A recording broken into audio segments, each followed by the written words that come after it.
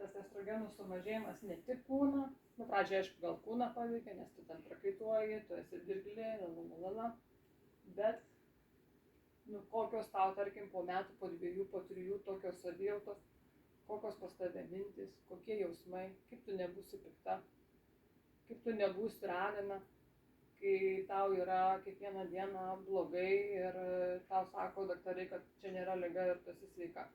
O tu jautiesi kaip ta surūdijusi mašina, kur jau gali per dugną koją iškišti. Nu jau, žodžiu, beviltiškai. Ta nuotrauka gera, ar ne?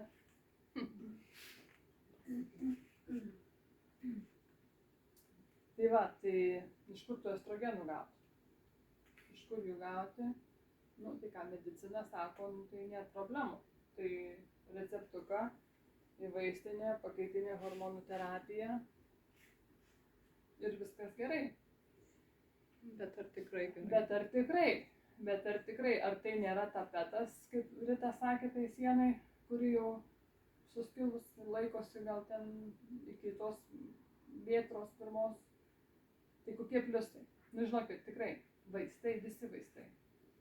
Jeigu neturėtų šalutinių poveikių, tai galima juos būtų įvardinti kaip 8 pasaulio stebuklų. Bet pasižiūrėkime. Pliusai. Turi pliusų, kiekvienas vaistas turi pliusų. Palengvina estrogenų mažėjimo sukeltus simptomus. Kaip Rita sakė, simptomus palengvina. Reiškia,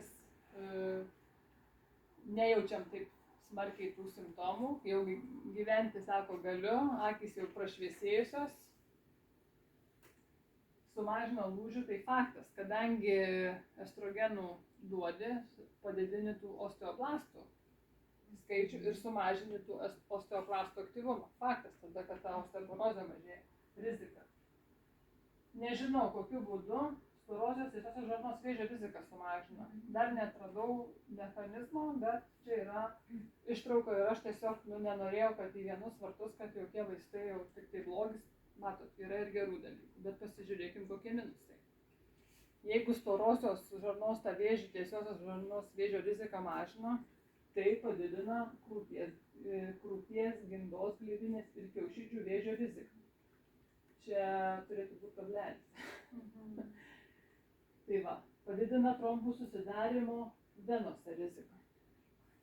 Nu tai reiškia, ką reiškia venose trombas? Plaučių tromboembolija gali būti staigi mirtis. O jeigu dar moteris, tarkim, rūkanti, nu tai rizika yra labai labai didelė. Infarktų rizika 29%.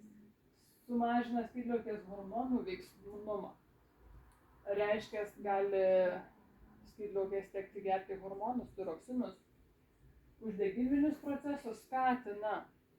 Ką mes kalbėjom apie uždegiminius procesus kraujagyslėse, virškinamajame trakte? Ką tai reiškia? Nu, tai reiškia ne tik, kad sudė jaunystė, bet ir dar koks infarktas, insultas. Tai kad infarktas, tai dar gerai. Staigiai numirsi. O jeigu insultas? Ir kiti šalutiniai poveikiai, kaip pavyzdžiui, tikrai daug moterų papilnėja nuo tų hormonų. Galvos skausmai, svaigimas, depresija, nu, taip tą galvą skauda, tai sakyčiau gal daugiau. Nu ir libido sumažėjimas ir taip toliau. Tai kokios yra sveikos alternatyvos? Nu gerai, tikrai tarkim, man ateina moteris, sako, nu nenoriu aš tų hormonų gerti. Nu pasiskaičiau, kad tikrai nieko gero, bet nu aš nebegaliu taip daugiau gyventi, nebegaliu. Aš tiesiog, nu kenčiu, ne tik aš, bet kenčia ir visa šeima. Ir ką daryti? Tai sveikos alternatyvos. Na ir sakysime, nu gerai. Ką reikėtų tada, kas čia yra, kas tie fitoestrogenai, ką reikėtų pavartoti, kad tikrai spręsti iki galo tą problemą ir ne tik tai tuos simptomus apsimaskuoti ir tą tapetą pasiklijuoti. Tai aš jau pirmai truputį ir išdaviau tą paslaptį, kad yra fitoestrogenai, kad mes galim suvalgyti. Fito reiškia augalas, estrogenai yra estrogenai, reiškia augaliniai estrogenai.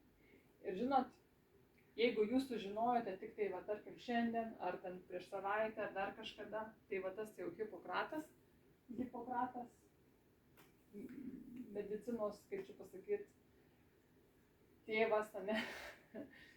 Vaikai visai, žodžiu, žinot, kaip čia gavosi, kaip po obelim užaugo kriaušės. Taip toli nuėjo jau visai į kitą pusę tą mediciną. Tai Hipokratas prieš Kristų gyvenęs, prieš virš 1000 metų sakė, kad yra maistas vaistas. Maistas yra didžiausias mūsų vaistas. Ir mes turime gydytis maistu.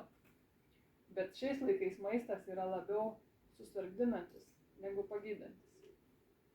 Ir žinot, užsakau šiandien važiuodama iš Šakius į Jurbarką aplankyti giminaičių, savo krikšto sūnų, kuriam 10 metų.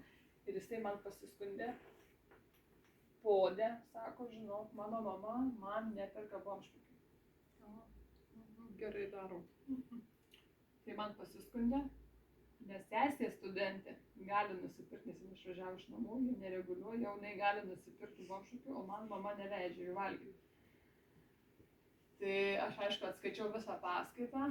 Bet vaikai labai juos mėgsta ir nekreipia dėmesio ir baisu. Tai žodžiu, mama, sakau, iš didelės meilės. Tai vad Hipokratas sako, kad toks maistas, kaip bomžpikiai dar sriūtė, to net aišku neįsapnavo, bet toks maistas jisai kelia uždegimus. Ir jeigu tu valgai maistą, kuris kelia uždegimus, o pas tave jau ir taip yra uždegimai, nu tai reiškia uždegimas ant uždegimo, tai tas pats, kas į laužą dar benzinų įsipilt. Tai reiškia, kad maistas turi būti antiuždegiminis, nekeliantis uždegimų. Ir kas tai yra? Kopūstai. Tai yra obuoliai, tai yra morkos, tai yra burokėliai, viskas, ką jūs žinote, bet mažai valgote. Turbūt ir linų sėmenys. Viskas, ir linų, ir kanapių, sėklos, ir viskas.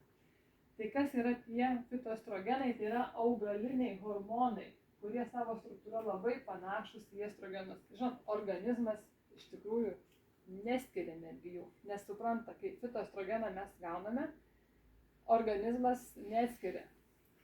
Ir tie svarbiausi fitoestrogenai, jeigu, tarkim, kas tai yra ir sojos pupelėse, ir lęšiuose daugiausia, tai yra izoflavonai ir lignanai. Čia yra pavadinimas. Nu, žodžiu, jų yra keletas dar rūšių. Ir ką daro tie fitoestrogenai? Nu, tai tą patį, ką estrogenai. Nu, šiaip, jeigu taip mažiau kalbėti. Ir reguliuoja, padeda reguliuoti temperatūrą. Ir reguliuoja tą cholesterolio santykį. Ir mažina osteoporozės riziką. Ir slopina osteoklastų aktyvumą ardančių kaulų. Realiai daro viską tą patį, ką daro estrogenai. Ir užkerta kelią su hormonų disbalansu susijusiems vėžiniams susirgimams. Nu, reiškia, krūties, gimdos gleivinės. Palaikyti padeda drėgmę. Ir odai, ir gleivinėms visur. Žodžiu, ir nuo makšties išsausėjimo. Ir aišku, kai gleivinės mūsų neperdžiūvusios, reiškia, mažėja tos bakterinės infekcijos rizikos. Prieš uždegiminėmis savybėmis pasižymi. Reguliuoja geležies pasisavinimą. Padeda reguliuoti kūno svorį. Viską daro tą patį, ką daro estrogenai.